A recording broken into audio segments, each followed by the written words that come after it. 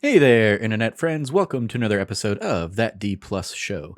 Class is in session for the only show from that nerdy site that lets you know what kind of quality to expect right from the name.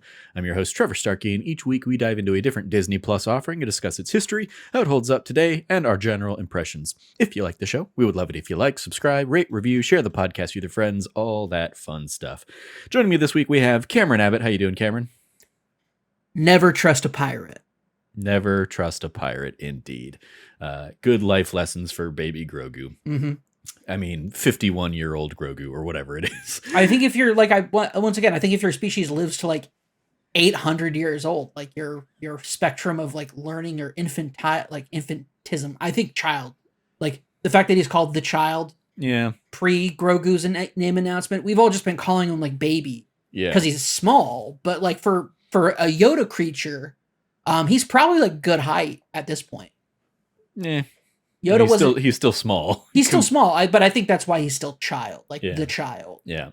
I'm looking forward to when he finally becomes Grogu, the teen. Yeah, sure. Today, we're going to be talking all about The Mandalorian Season 3 premiere, The Apostate. Why did we pick it? Because it is the new Star Wars thing, of course. The history lesson here. This episode originally released March 1st, 2023. Very much snuck up on me. I sent out a message like the beginning of this week, like, hey, what are we going to talk about on That D Plus show? Anybody have any ideas? And I was like, wait, when is The Mandalorian coming back? Let me slot that in the schedule. Oh, it's this week. Okay, there we go. There's our topic for this week. The episode has a runtime of 35 minutes. In the Star Wars TV timeline of things, we had the Book of Boba Fett back end of 2021 into 2022. We had the Obi-Wan Kenobi series last year, May 27th through June 22nd. Then we had Andor, September 21st through November 23rd. Now we have The Mandalorian here. And up next, I believe have Ahsoka, and Skeleton Crew is also slated for TBD 2023. No date on Ahsoka yet. I imagine if it isn't this is going to be our May the 4th be with you day, like drop, it'll be like, that's when we'll get like a trailer for it probably. And it'll come out later this year, I'm guessing. Our roll call here, our who's who. The director of this episode is Rick Famuyiwa, who's previously directed Dope, as well as the Chai TV series, and 2 other episodes previously of The Mandalorian, or 3 episodes, sorry. Season 1 episodes, The Child, as Cameron was alluding to there earlier, and The Prisoner, which was the cool like prison break episode. Like introduced Bill Burr weirdly into the Star Wars universe. Yep. And then he also directed season 2 episode The Believer, episode 7. And in addition to this episode this season, he has 2 more episodes slated, episodes 7 and 8 of this season, which I believe historically, if these have been 8 episode seasons, that'll be the final 2 episodes of the season. I haven't looked to see if if that's like the plan for this season or not. Let me check. Yeah, it looks like it is slated for another 8 episode season. So there you go. Looks like he'll be back to do the final 2 episodes, premiere and conclusion of this season. Writer for this episode is Jon Favreau, who is, of course, known from Swingers and Chef, and one of the creators of The Mandalorian, as well as now The Book of Boba Fett. And, he's Jon Favreau, but those are his writing credits. Our cast of characters here, of course, Pedro Pascal as the Mandalorian, known for projects like Game of Thrones, Narcos, Kingsman, The Golden Circle, Wonder Woman 1984, and of course he can also be seen on The Last of Us at the moment, where he's ferrying another special child across the country, or across the universe, as it were. Katie Sackhoff in here on second billing, which is surprising because usually they do like in order of appearance, and they do after her, but she got top billing here despite being pretty much at the end of the episode. But she's reprising her role once again as Bo-Katan Kryze. She's of course been in Battlestar Galactica, Riddick, and then she is reprising the role that she created, or she originated in the Clone Wars, as well as in Star Wars Rebels. Emily Swallow returns as the Armorer. She's also in The Last of Us Part 2 as the character of Emily, which I looked it up because I was like, who was Emily in that? And she's basically like one of the like super religious fanatics in the Abby part of that game. Basically like a mini boss in that side. I think I remember her. Yeah. Yeah. And she's also in the show Supernatural, as well as Castlevania. She was one of the voices on the Castlevania animated show. Carl Weathers returning as High Magistrate Grief Karga. Of course, Carl Weathers being in projects like Rocky and Predator and Happy Gilmore and Arrested Development prior to his turn here in the Mandoverse. Taika Waititi even returns as a little voice cameo for IG-11, having been in projects like What We Do in the Shadows. He's, of course, been Korg in the MCU. He's in Jojo Rabbit and Free Guy. And last year he's in Our Flag Means Death and Lightyear. Marty Martulis plays Vane in this one, kind of the leader of his little like pirate gang there on Navarro.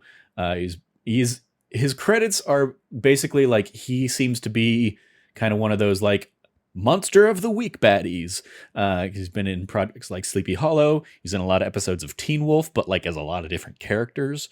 And then American Horror Story, and the series Evil, and the breakout horror film last year Smile, where I believe his credit in the Smile was like The Monstrosity, and I was like, that's a cool credit. That's a cool name to have on your IMDb. It's a cool name to have on the IMDb. It is not it's not cool in the movie. That's fair.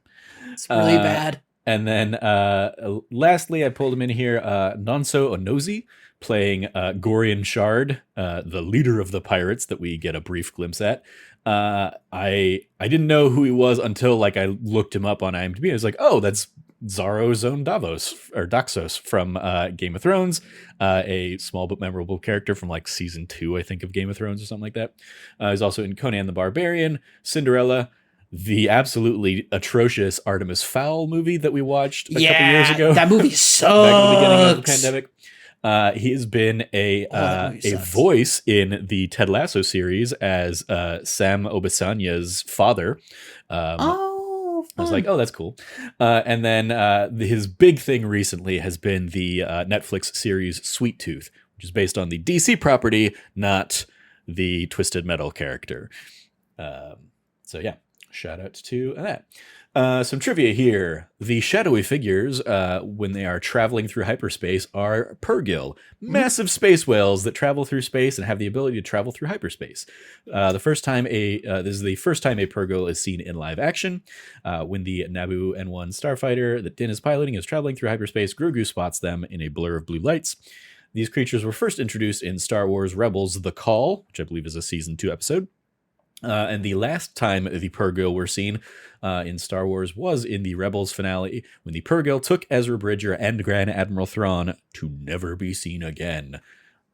Until Ahsoka comes out or something, presumably. Yeah. They kind of set up back in season 2 of Mandalorian, Ahsoka, or not Ahsoka, but Bo-Katan really on the hunt for Thrawn, trying to figure out where he was at. So we'll see. When the Mandalorian attempts to fix the old android IG-11, it awakens, falls off the table, and crawls legless along the floor with its glowing red eyes, reciting that it must terminate its target. This is likely an homage to the end of The Terminator, from James Cameron, where the metal endoskeleton android crawls legless across the floor, attempting to kill Sarah Connor.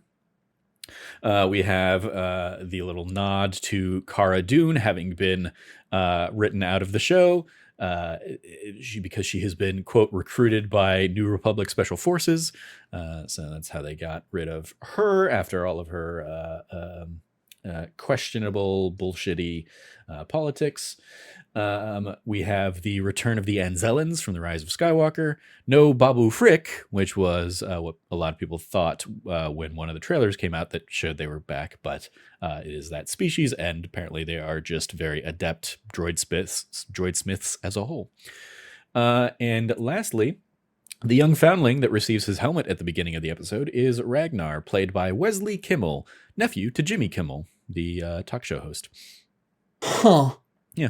Okay. Little Nepo baby showing up in Star Wars. Yeah, I mean, Star Wars is literally filled to the brim with Nepo babies. That's fair. So. Yeah. It's right from the beginning with Carrie Fisher. Yeah. Yeah. Carrie Fisher's literally like Star Wars Episode 4 Nepo baby right in there. There you go. Although, granted, Carrie Fisher's also phenomenal. Yeah, right. great on her own. And then continued the Nepo baby trend with her daughter, Billie Lourd. Who is in episodes 7 and 8. I mean, she's in all the new trilogy. Oh, she's in all 3 of them? 9. Yep. Okay. Yep. I don't recall her from the first one, but I do recall her from the bridge in episode 7 and then, episode the 8. Yeah. And then in episode 9, she has a little bit more of a prominent on-screen role. Yep, she's she's in the is it the Yavin base? She's in the base in episode 4 as well.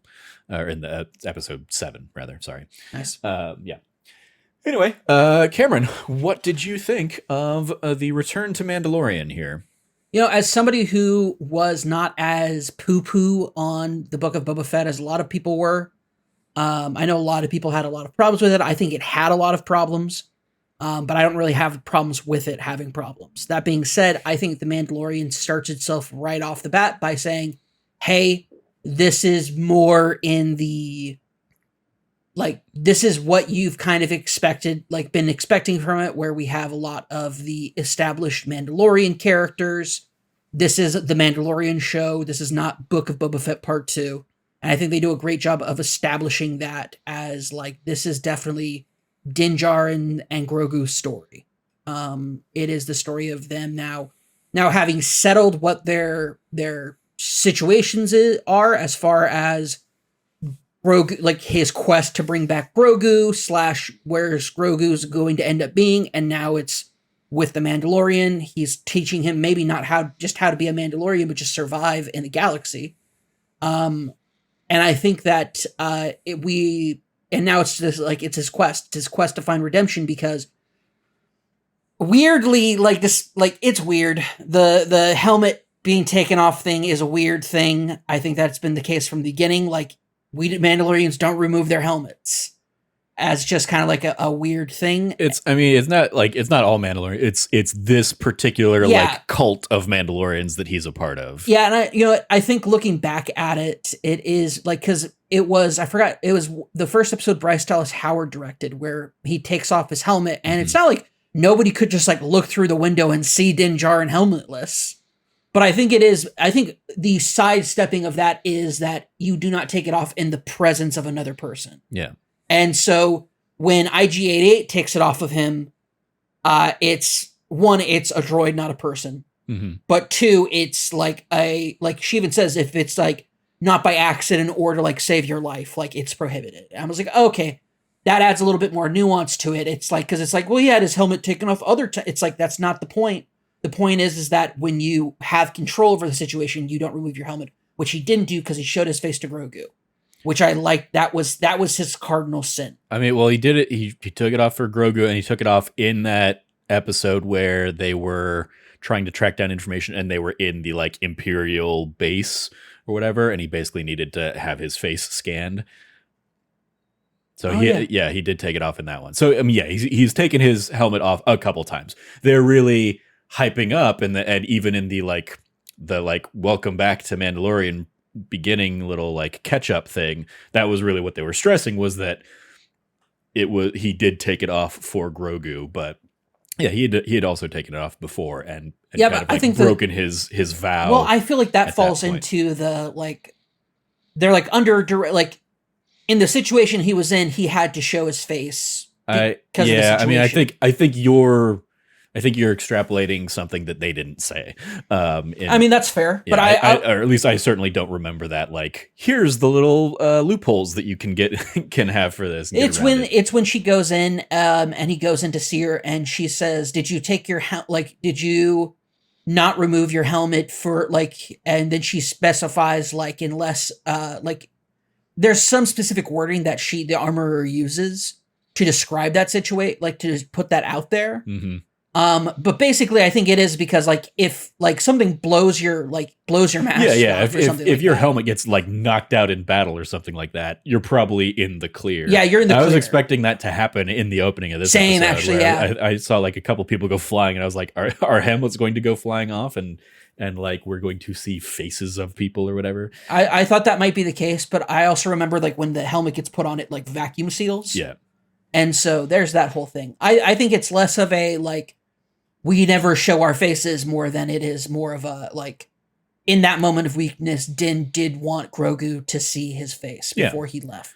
Yeah, I mean that's definitely like what they're playing up now. Yeah. Whether that was like always the intent, I think it's definitely the emotional beat that they're leading into that. Now. It's also, I mean, like it's such a weird thing because those elements of this are absolutely retreading moments that they talked about in Book of Boba Fett, because they'd already kind of established. Well, yeah, you've broken your vow. You need to go. Like you need to go to Mandalore, and that's how you can like cleanse yourself and all that stuff. And so the fact that like this episode opens with basically like a retread of that, I was like, okay, so this is how they're trying to catch up people who didn't watch Book of Boba Fett. Yeah, well, yeah, because like a lot of people didn't. Because they're also Book of still Boba like, Fett. but the bigger thing that those people are probably like is, wait, Grogu went with Luke last time. Like, how did that get resolved? And the fact that they don't like address that at all is much weirder.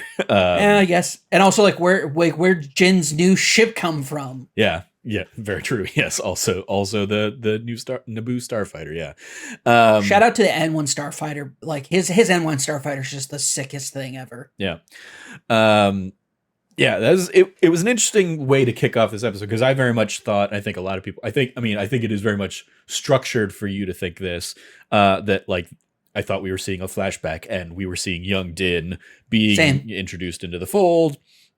And it's not until the N1 comes flying in that you realize, oh, this isn't a flashback to like a harrowing induction that he had. It's a new kid being inducted and he's coming in and saving the day. For me, it was when we saw what's his name? Something with a P. Paz Vizsla? Yeah, Paz Vizsla. When we see Paz Vizsla, because I was like, is that Paz Vizsla? And then I saw like the minigun attached to his jetpack. I was like, oh yeah. I'm like, this is it, because I thought that too. I was like, oh, this must be in the past. And it's like, no, Paz Vizsla's there and he has like his giant minigun. Okay, this is like present. I mean, he could have been there in the past too, I feel like. I just don't feel like that would have, like, I don't know how that would have. I feel like there would have been a lot more of them if this wasn't a present day thing.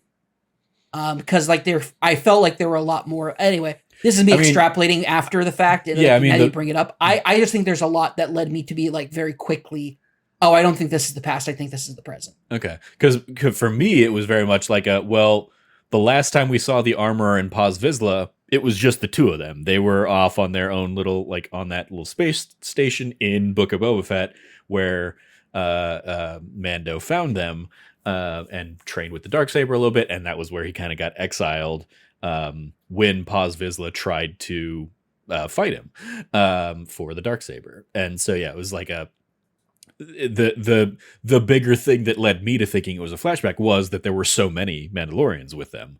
But the implication there, the implication there is that they've had time to kind of rebuild their little community a little bit in the interim. I think a year or two has passed since the end of last season of The Mandalorian. So that's, all the Book of Boba Fett stuff and then some time. But yeah, still like the weird thing I was that they were like leading it right before the monster came up. She was giving him a thing to like drink as like to seal the oath or whatever. Like, and I was like, so you just told him he can't take this off, but you're going to have him drink a thing. And we've seen like Mando, kind of like lightly lift the thing so he can like drink or whatever. But it's still like it's a weird ritual that they have that was interrupted by a giant space crocodile thing that killed a whole bunch of people and then eventually did it kill I mean I know it killed, it definitely ate somebody right at the beginning. It ate somebody. I know it ate one person and I think it definitely like smashed one person. Yeah. But I think the rest of them, because there was like, by the way, shout out to like the armor and everyone else like being like coordinating like rescue efforts during the thing. Mm-hmm. That was really cool, I thought, because normally it's just like, oh, we left this massive killing spree. It's like, no, I think it injured quite a few people though, for sure. Yeah. Definitely didn't like. It was interesting because like that was just such a fascinating creature that just like popped out of fucking nowhere. Although the armor, when she's like when they are just like, what's going on, and they pull the kid back and like. Like it's such a good moment. Mm-hmm. Like right off the bat, I think that the episode starts pretty strong cinematically. Yeah, I mean, this is definitely, especially I think after it's very weird because now this is absolutely living in the shadow of Andor to me, but it also is doing something that Andor didn't do. Andor wasn't as action heavy as this episode is. We get this action sequence at the beginning. We get the dogfight in space at the end. Plus we get like a little Wild West shootout on Navarro. That's great. Oh my! When he leans back and it's just like such a cowboy move, and you're like, "Fuck yeah, this is still a Western." Yeah, hell's yeah. Oh yeah, I mean, especially a Jon Favreau led episode. As I've said before, like Mandalorian is just him getting to redo cowboys and aliens. Pretty much, yeah. Which is another thing that I could have put in his writing credits. But yeah, it's like this hits immediately different tones of action than we really had a lot of in Andor. There were a few, pretty notable sequences in Andor, but yeah, there's very much, and it also feels like a big splashy premiere, and we'll probably see more budget friendly episodes here in the weeks ahead. Because yeah, I can't imagine the flying through space and ship on ship combat was cheap for them. No, and also like the heavy special effects on the aliens in this episode. Mm-hmm. Yeah, definitely not. Yeah. Oh, shout out! They brought back more bulldog aliens though. You love to see. Yeah, it. absolutely. You love to see. Jon Favreau loves his dog alien. You just love to see it. Yep.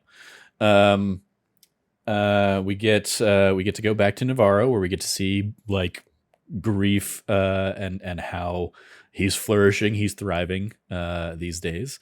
I thought it was so interesting that he said when they're like the whole so we should probably talk about the Marshall situation.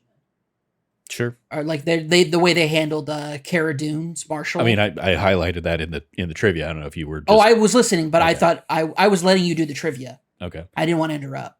I mean, it's like it's a way of writing her off. Yeah, I just thought that was it was just like really good. It's like she's out there somewhere. Don't worry, Poochie had to go back to her home planet. Yeah. I thought that was just like a masterful move. They didn't blow it up out of anything. But then what I really liked out of that is the transition to, he doesn't want to request help from the Republic because he wants them to be an independent, trade party. He wants them to be somebody outside of the grasp of the Republic. And I always thought it was so interesting that not interesting. I always thought it was so uninteresting the way that it was just like the way that episode 3 ends or episode 6 ends in the post credits, where it's just like in the new versions where it's like, we're all going to celebrate that the Empire's over. Yay, freedom. The Republic's restored. And I like the idea that they've introduced in The Mandalorian, which is like, no, the Republic doesn't just get back together. Like it needs to both validate itself in the eyes of the population, but also on the Outer Rim. Like the Outer Rim has been forced to be very independent. And the idea that they would just fall in line with something or that they wouldn't try to establish some sort of independence didn't make sense to me. And then getting to see this kind of explored a little bit with Navarro, and what I'm hoping to see with other Outer Rim worlds as we kind of get to explore it more with more Star Wars stuff going forward. I'm really hoping to see more of that. So I thought that was really cool. I love the idea. It's just like I'll get you a prime tract of land, and it's like I'm on a quest, man. Like it sounds great, but I'm on a, and I was like, you can hang up your blaster. By the way, I need a Marshall. Mm-hmm. Yeah, you can hang up your blaster and then take it back down because I want to pay you to do that. Yeah. Yeah, it's interesting. I think my favorite element was the absurdity of this cape that he's got that has little droids. The droids were so cute. Yeah. And it's also so fucked up. Yeah. I was like, that's a choice. Because that's very clearly a choice he's making and like leaning into. It's not like he could absolutely just keep wearing his old kind of like gear, and he's like, no, I'm gonna lean into the lavish lifestyle that I get to have now, as this kind of overseer of the town. I love that the little bounty hunter place that goes all the way back to that first episode is now basically like a school. Dude, yeah. Yeah. Good things for Navarro, kind of moving on up in the world. Trying to think anything else there. I mean, the little, there are pirates here. All right, let's go deal with the pirates. Was a fun, it was very much like all right, when's this going to turn into the duel? And is it going to be that somebody's going to pull the trigger and Mando's going to, shoot the guys? And so I appreciate that it was like Grief holding his own and kind of like showing that he's still more than capable, he doesn't go for the kill. He just shoots the gun out of the guy's hand. So even more of like a precision shot than he needed to be. And knowing that he like killing the goons is acceptable, but killing a lieutenant would bring further ire. Yeah. And I mean, like even the goons, he only kills in self-defense after they pop off. Like, and to be fair, and Mando shoot the goons. Yeah. Yeah. Mando's really the one doing the shooting, but yeah. But only after they basically like are so insulted at them getting over on Vane that they fight back. Dude, getting upset that you can't drink in a school. Yeah. Like, it's like there are children in there. Like screw you, man. This is not you like it also, although I did love the little the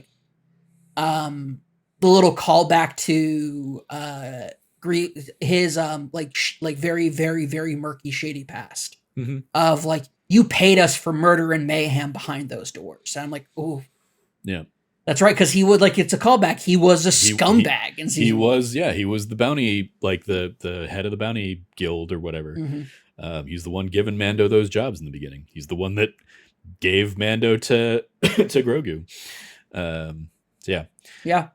I love that IG-11 was out there as a statue. They just made the statue of his like remaining parts, so they were able to just kind of like take him, dismount him, and then try and like restore him. Also, the Mandalorian who's so afraid of droids, he has like droid racism and phobia. Is suddenly like, she's like, I can put them back together. Let me give it a shot. And then it goes, and I'm like, I can't believe this is how they're going to do it. And then it doesn't go well. And I'm like, oh, okay, good. Yeah. That was at least the saving grace. Cause it was like, he has loathed droids up until this one. And so why is he able to repair them? Like, why is that a skill set he has? And I'm like, okay, good. He doesn't have that skill set, but also he has it still way more than he should. Like he was able to get it functioning again, which he should not have been able to do. Well, I think even if it was still murder bot mode. I think a extrapolated kind of like explanation you could make is if he's so good at knowing how to kill them, he probably knows what parts can like need to be repaired. And actually, let me even like backtrack on that myself here. He straight up finally says, after that intense long scene of him putting wires together, he goes, "Cool, I got him power." And I'm like, oh, okay. I figured out how to put wires together, and now I'm gonna try to hot wire the droid together. It's like, okay, of course that doesn't work. Of course it doesn't work, Mando. Because at the end of the day, it's like somebody rolled a 5 on their repair check, basically. Sure. Like, just like, not a nat 1 where it's just like, obviously you don't know how to do this, but a 5, like, okay, you were able to turn the power on. Congratulations.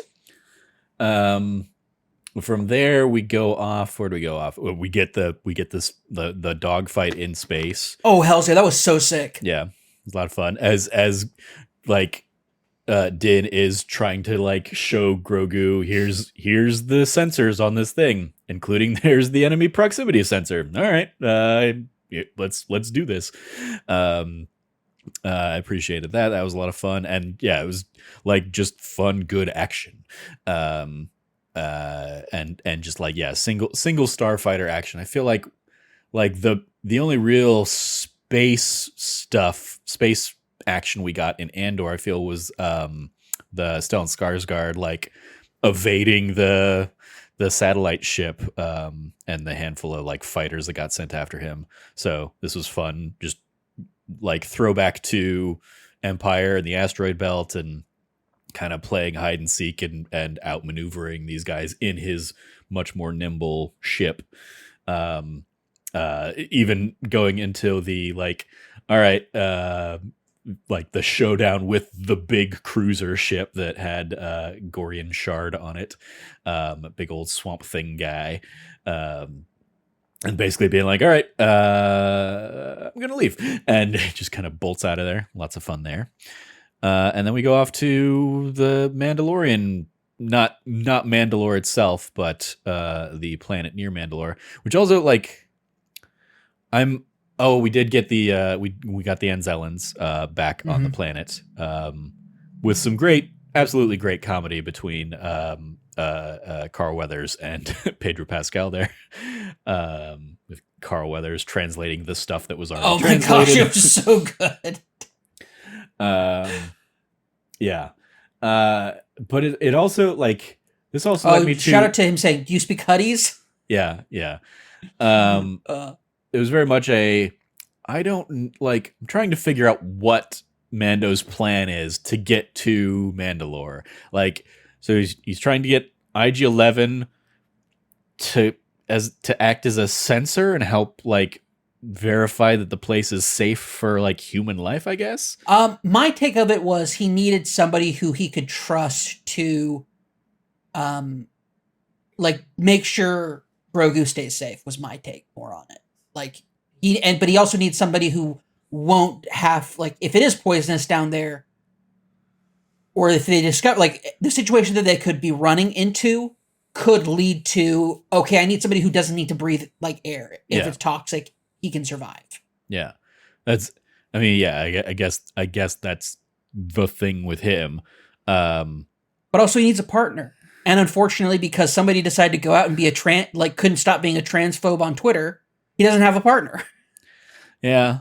I mean, he could call in a favor with Boba Fett or Fennec Shand. Like, there were options. There are other options that he has. Are there though? Yeah. We don't need this. Like, we don't need them. I don't think we need them. I mean, what are they doing? Kind of trying to run Mos Espa, I guess. Yeah. He could have taken the Wookiee with him. Whose name is escaping me. Not Chewbacca. But yeah. The one that's not Chewie. Yeah. Yeah. Or he could go get Bill Burr, Like, again, he has options. But yeah, so it'll be interesting to see how the IG-11 stuff pays off. Because yeah, he does eventually go see Bo-Katan, and she's just weirdly wallowing on her throne all alone by herself. Yeah, that was pretty, like, it's a very nice shot, but like the second you think like, but how does that practically work? Is she just sitting there on her throne, like waiting for, or was it like she was in another room and then they were like, hey, somebody's here to see you, so she goes and sits out there waiting for him to do the long walk down? It's awkward. One thing I love about that throne room though is that it's very tactical in the sense that you could have people waiting behind any of the pillars at any given moment. Sure. Yeah. That I thought was cool. That I liked how it was very much it was very intimidating from that like point of view. It's very it's very tactically sound. Like it's not broad. It's pretty thin. It's like not too narrow, but not too broad. You could hide people behind those pillars. I actually kind of expected somebody to step out behind one of them and be like, guns drawn, pew pew, like ready to go off on them or something. If it came to that, like if they were going to kind of take that turn with their character. Instead, she's just like, mother, like you took the you have the dark saber. Mm-hmm. I came home, I didn't have the dark saber, and everybody was like, cool. So Sasha Banks left me. Yeah. Now she's out there running around as Mercedes Monet. Yeah. She's in some other galaxy, NJPW. I don't know what that is. Yeah. Yeah, no, but I also like the idea. It's like, well, what is the big deal about her not have like, and it's for people like me who are not so like, yeah, I've seen the episodes of the Clone Wars. I get the whole Darksaber shtick. But I loved having how, yeah, it had ramifications. Like, yeah. She like, it was interesting because I'd forgotten. I mean, since like he didn't wield it or anything throughout the rest of the episode, it was one of those like, oh, that's right, he does have the Darksaber still. Like we saw him with it in Book of Boba Fett a little bit, kind of training and getting like and using it more so, and slicing his own leg in Book of Boba Fett. Oh, it was so good.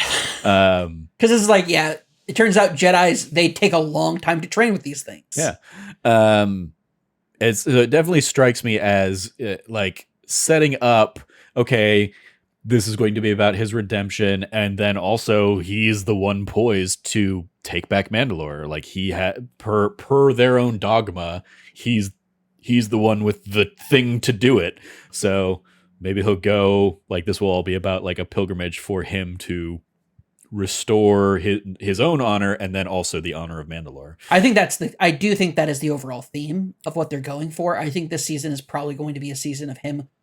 Like we already saw shades of a leader from him in the season 1 and 2. Yeah. And then even him being a like main side character in Book of Boba Fett, you still see those shades. And something about Grogu brings that out in him a lot.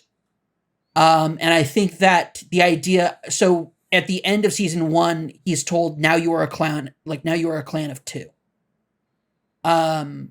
And I think that this might, like, I think the Mudhorn clan is going to get a lot bigger as we go on, if that makes any sense. Yeah, I mean, it definitely seems like the overall arc of this story in this series is going to be guy who was a nothing bounty hunter becomes like the chosen one to lead the people of Mandalore to like their former glory or something like that. And like, that's a cool thing. But also another kid point is, I keep on forgetting his name, but the dude with the minigun attached to his jetpack. Paz Vizsla. Yeah.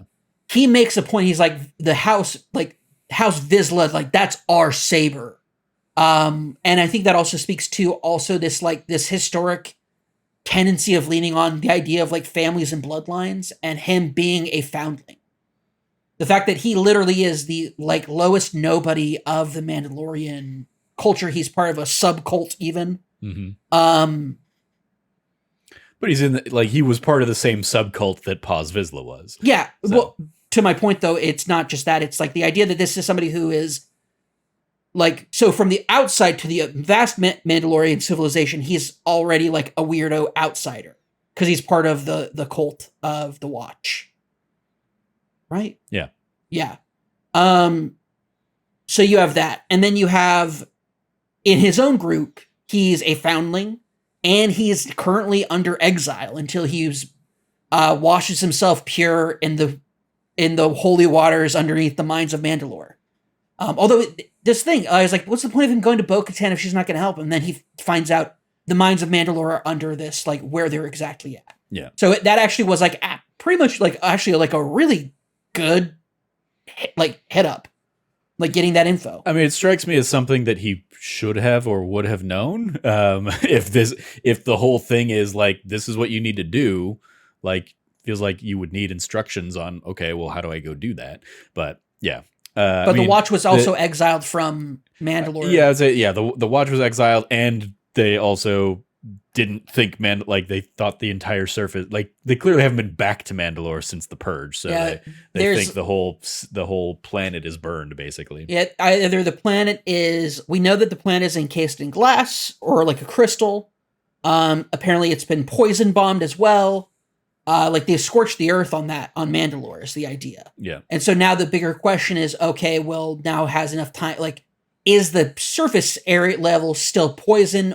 Is there a quote unquote curse on the planet? We don't know. And that's kind of like what's going to be pulling those threads throughout the season, I think. And I'm really excited for it. Yeah. It reminds me, we also got a mention that in the same kind of breath as the Cara Dune stuff, we got Moff Gideon has been taken off to like a war tribunal. Given that there was a lot of Giancarlo Esposito at the premiere of Mandalorian season 3. Yeah. I presume he's going to be back at some point this season. Do you think we get Thrawn? Maybe.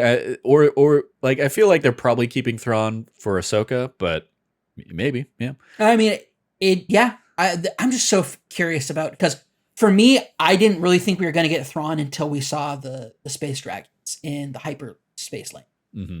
When we saw those, I was like, is this are they teasing us? I mean, are they teasing us? They wouldn't have name dropped him in season 2 if they weren't planning on bringing him into live action at some point. I definitely think he's coming to live action, whether they save him for Ahsoka or he makes his debut in The Mandalorian. Yeah, that's the question. Like, it could be like because they don't typically do like an end credit tease or something like that, but it could be like in the final episode, Moff Gideon is reporting to somebody, and we turn a corner, we look behind, and it's Admiral Thrawn, or the person who saves Gideon from the War Tribunal is Thrawn.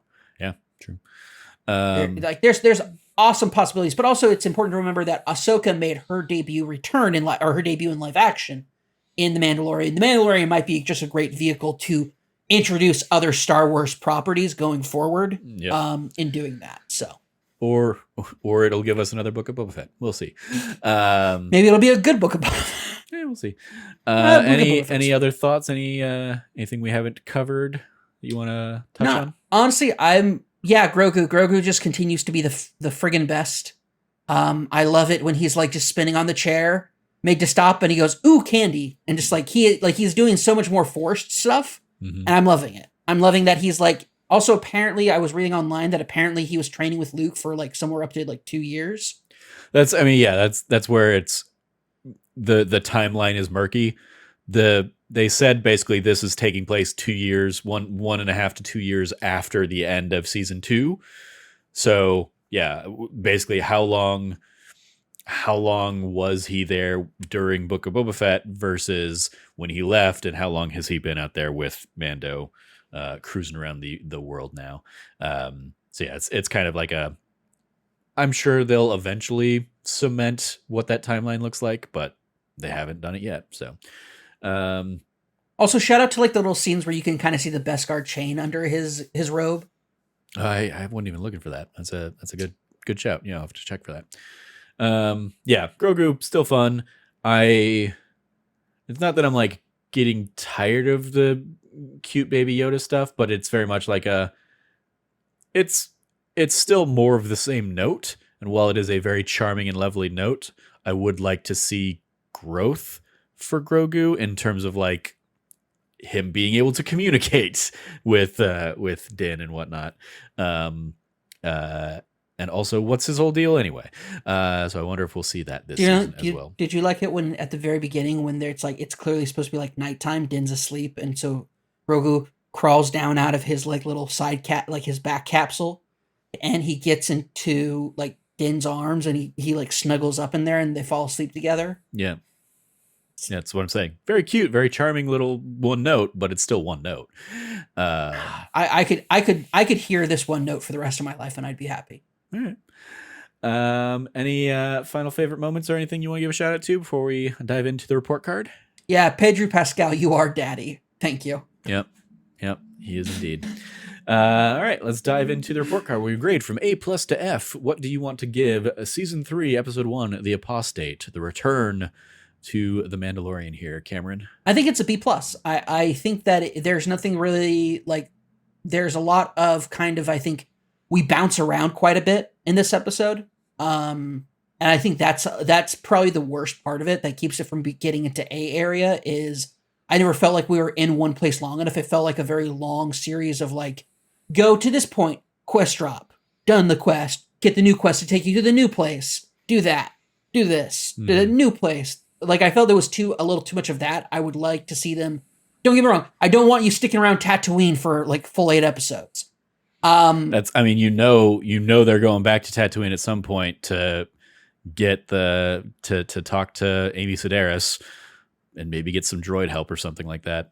Maybe that's entirely possible. Fine.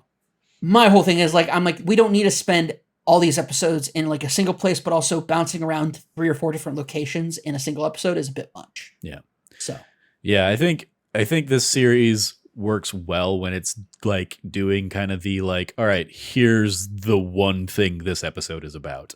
And, you know, the overarching quest can have like a little beat in that, but like this is going to be a prison break episode, or this is going to be a heist episode or something like that.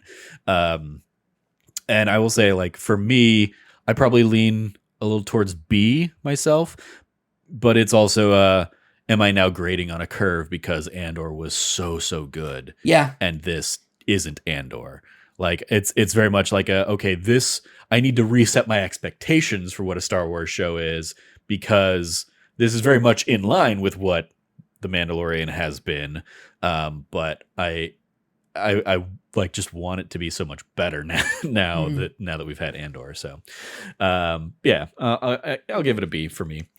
Extra credit, other suggestions if you like this.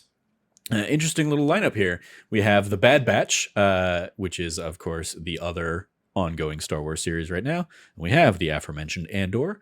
We have Tales of the Jedi, Obi-Wan Kenobi, The Book of Boba Fett, Zen, Grogu and Dust Bunnies, Willow, and Light and Magic. I think this is one of the first times that this has basically just been like a, hey, look at all the things that Disney Star Wars has made. One of the first times they have none of the like proper franchise Skywalker Saga films included in the like top 8 things that they're recommending to you. That jumped out at me, especially like Willow. It's like, all right, Light and Magic, a very good industrial light and magic documentary. Highly recommend that. But it's also like, but that's like put a Star Wars movie in there. But yeah, extracurriculars. You watching anything else on Disney Plus, Cameron? Yeah, I just I'm getting back into Willow. I didn't finish it, and so I'm hopping back into that. Okay, cool. Speak of the devil. I don't think I watched anything else on Disney Plus, but I did watch right before we started recording, the trailer for The Haunted Mansion came out, and that will eventually be on Disney Plus, the new Haunted Mansion movie. Weirdly, I mean, it definitely seems to be embracing the original kind of core philosophy of the Haunted Mansion of it's part scary, but also part funny. And just more so scary than I was expecting from a Disney movie. Like, it definitely seems like it's going to have a lot of jump scare kind of moments in it. Ooh. And even in the trailer, there's like a lot of that like loud screechy thing with like something jumping or something moving very quickly, or like jarring moments in a trailer that I feel like, I don't know, that's going to play for a, you know, PG-13 audience, but all right. But then, yeah, there's also Owen Wilson out there making quips and stuff like that. So we'll see. You gotta love it. You love to see it. Yeah. Rosario Dawson also in there. Dude, Rosario Dawson, Ahsoka. Just shout out to that lady. Yeah. She's killing the game. It's like, it definitely looks like a killer cast. Like Lakeith Stanfield's in there. Ooh. I'm like, all right. A very eclectic mix. Jamie Lee Curtis, I believe, is playing Madame Leota. And I think you get like a shot or two of her in the trailer. But yeah, it's also very much leaning into the iconography of the Haunted Mansion ride, much more so than the Eddie Murphy version did. So, yep. Should be interesting. Which I want to go out on a note by saying I enjoyed the Eddie Murphy version. Yeah, it was fine. I thought it was fun. Me and Logan watched that for an early That D Plus show episode. And it was, I think, our first time watching it. And yeah, it was like, it definitely wasn't as bad as I was expecting, but it was also like the obvious comparison to it was Pirates of the Caribbean, which blew up so much that Haunted Mansion was always going to look like a failure in comparison. Yeah, it was fine. It was what it was. I fully get why they're rebooting it and trying again. But yeah, we'll see how that goes. All right. Well, that is going to do it for this episode of That D Plus Show. Thank you, Cam, for joining me to talk about The Mandalorian Season 3 premiere here. You follow Cameron at Rev Cabot, 2 B's and 2 T's. Anything you want to give a shout out to there, Cam? Yeah, I want to give a massive shout out to our Let's Play series that are going on right now. We got the Elden Ring, we've got the Breath of the Wild, we've got like some extra Let's Plays that are going in right now. And also a new series that I'm working on right now. So like we're popping off on the Let's Play stuff this year. So get excited. Indeed. Yeah. Find all that stuff over at youtube.com/thatnerdysite. You can follow me at Trevor J. Starkey. I will shout out that as well. And I will shout out that I think we've decided that the upcoming run of that D Plus show episode, since we don't really have necessarily like, I'm sure eventually we'll kind of like, you and I will probably circle back here and do kind of a season wrap up of The Mandalorian season 3. But in the meantime, there isn't a lot of like new stuff dropping on Disney Plus that we're looking at. So we're going to do a run of, speaking of Pirates of the Caribbean, we're going to go and watch the 5 Pirates of the Caribbean movies. And if you're a long time That D Plus show fan, you're like, wait, didn't you guys already do an episode on Dead Man's Chest? Yes, we did. Yes, it was weird that we did the second episode or the second movie of the the Pirates of the Caribbean series without ever doing the first. So we're gonna do kind of in the spirit of our Summer of Star Wars kind of stuff. We're just gonna do the next 5 weeks, presumably, of the Pirates of the Caribbean movies, and which will include a like revisited episode of Dead Man's Chest, much more in the conversation around, hey, how did this stack up compared to the first one? Kind of do a little, mini ranking series as we did with Summer of Star Wars. So stay tuned for that. That'd be interesting because this will definitely be the first time I've seen the 5th movie. And it'll be the second time I've seen On Stranger Tides. I remember watching that in theater and then just never again. So we'll see how that all plays out. But stay tuned for that in the weeks ahead. You can follow all of us and all the latest from us over at That Nerdy Site, or go to thatnerdysite.com for all the latest. Once again, if you liked what you heard, please remember to like, subscribe, rate, review, share the podcast with your friends, all that fun stuff. Ring notification bells, do all the things. As always, thank you for joining us. Stay nerdy, be good to each other. Class dismissed, and may the Force be with you. And also with you.